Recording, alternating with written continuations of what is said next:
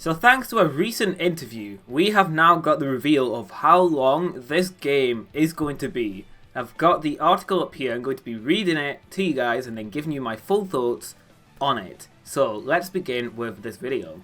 So the question was, how long should fans expect a typical playthrough to last?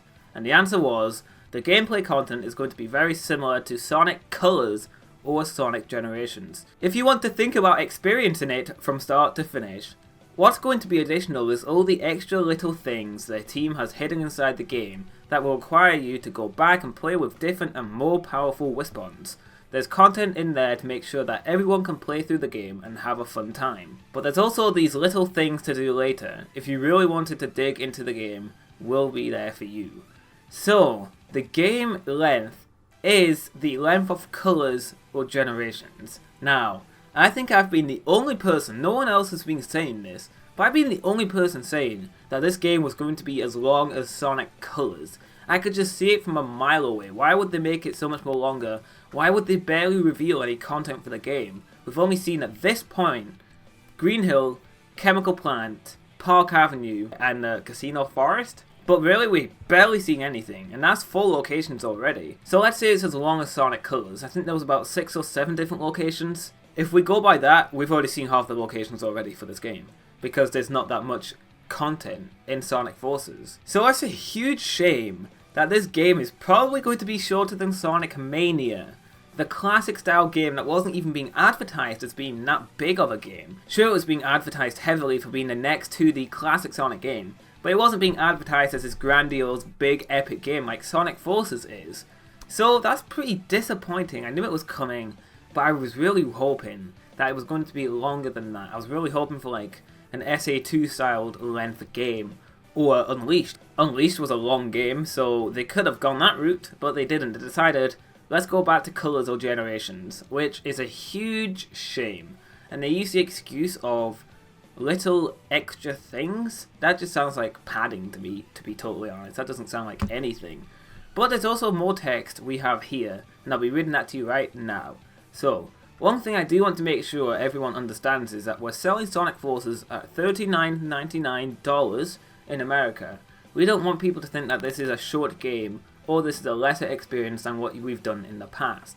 We were thinking about pricing and what our audience was. We really wanted to make sure we could get as many people to play this game as possible by putting it at that price point. Even with Mania, we had a really solid, great game that everyone loved, and we put that at $19.99 because we wanted everyone to play and enjoy the content. So with Sonic Forces, nobody should be worried that they're getting less content, or there's not even extra stuff in there, or that we cut some corners.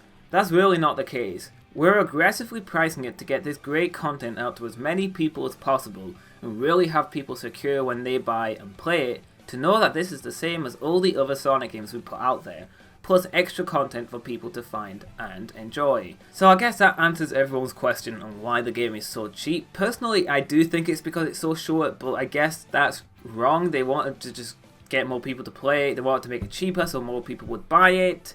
Guess that makes sense, and they said it's the same great content as other Sonic games. So I guess that's cool, but personally, like I said before, I think it's because the game is so short that people would be pretty outraged to buy a $60 game only for it to last maybe 4 hours.